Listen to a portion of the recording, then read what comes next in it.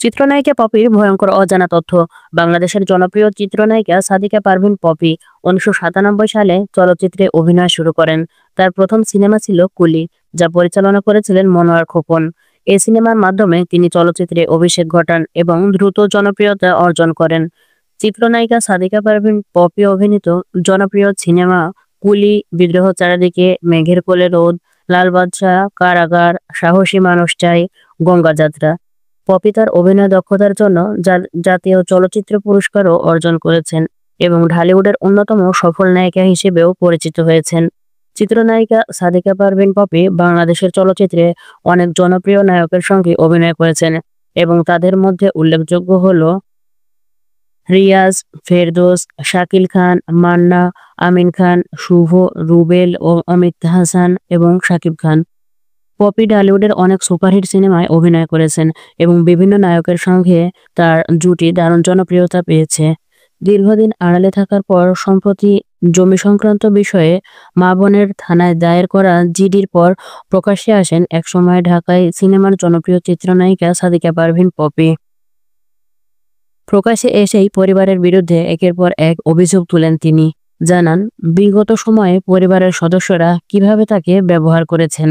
এরই মধ্যে পপির স্বামী সন্তানের খোঁজও মেলে। জানা যায়, স্বামীর নাম আদনান উদ্দিন কামাল। তিনি একজন জাহাজ ব্যবসায়ী। তাদের সংসারে 4 বছরের একটি ছেলে সন্তান রয়েছে, নাম আয়াত। পরিবারের বিরুদ্ধে মুখ খুললেও বিয়ে, সন্তান নিয়ে শুরু থেকেই নীরব ছিলেন পপি। অবশেষে গণমাধ্যমে পাঠানো এক বার্তায় আদনানকে বিয়ের গল্প জানিয়েছেন এই অভিনেত্রী, যেখানে পপি দাবি করেছেন একটি ভয়াবহ দুর্ঘটনার পর বাধ্য হয়েই আদনানকে বিয়ে করেছেন তিনি। পপির ভাষ্যমতে তার বিয়ের পরিকল্পনা ছিল না, কিন্তু 2019 সালের বাসায় একটা ভয়াবহ দুর্ঘটনা ঘটে। সেদিন অনেক বড় অঙ্কের টাকাও চুরি হয়। ঘটনার পরিপ্রেক্ষিতে থানায় জিডি করেন তিনি। পরে তাকে রমনা থানায় ডাকা হয়। অভিনেত্রী বলেন, সেদিন আদনানকেও ডাকি। থানায় গিয়ে দেখলাম আমার ছোট ভাই বোনেরা। ঘটনাচক্রে জীবন নিয়ে আমি আতঙ্কিত হয়ে পড়ি। মনে হলো আমি কারো কাছে নিরাপদ নই। ফিল্মের কাজে সবার সঙ্গে মিশেছি ঠিকই, কিন্তু আপনজন কেউই ছিল না। বারবারই আমি পরিবার, অন্তপ্রাণ মানুষ, অথচ এই আমার কাছেই পরিবারের সবাই অচেনা হয়ে গেল। সম্পত্তি ও টাকা পয়সা নিয়ে জটিলতা শুরু হয়। জটিলতার এই পুরো সময়ে আদনান আমাকে ছায়ার মতো আগলে রেখেছে। কোনো জটিলতাই আমাকে স্পর্শ করতে দেয়নি। এছাড়াও তিনি আরো বলেন, ওই সময়ে এমন একজন বন্ধুকে পেয়ে তিনি জীবনে অনেক বিপদ আপদ থেকে রক্ষা পেয়েছেন। এ বিষয়ে তিনি বলেন, যদি এমন বন্ধুকে তিনি না পেতেন তবে জীবনটাই হয়তো বিপন্ন হয়ে যেত। 2020 সালের দিকে আবার জটিলতা শুরু হয়।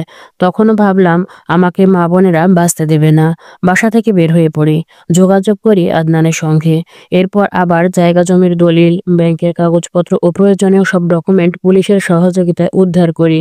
বলতে পারেন রীতিমতো জীবন বাঁচাতে বাসা থেকে পালিয়ে গেলাম।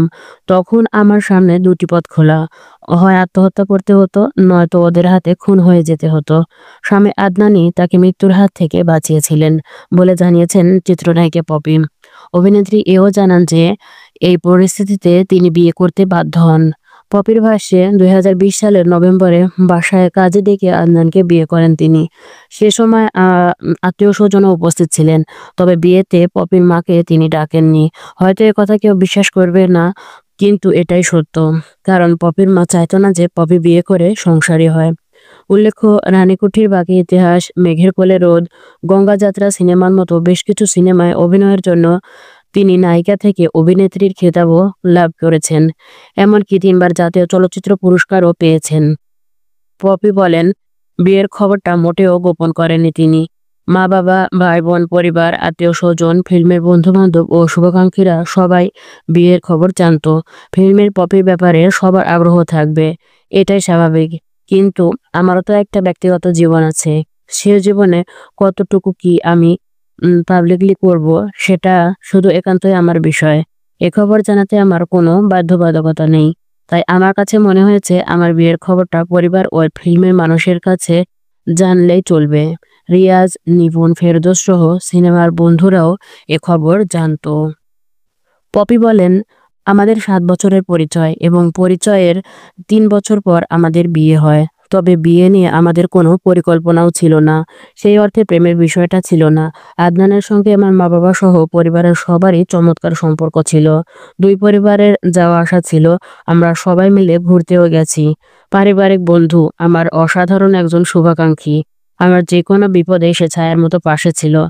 আমাকে সুরক্ষিত রেখেছে এবং আমিও আদনান কিন্তু কখনো বিয়ের কথা ভাবিনি। তবে চারপাশের বিভীষিকাময় পরিস্থিতি আমাদের বিয়ের সিদ্ধান্ত নিতে বাধ্য করেছে।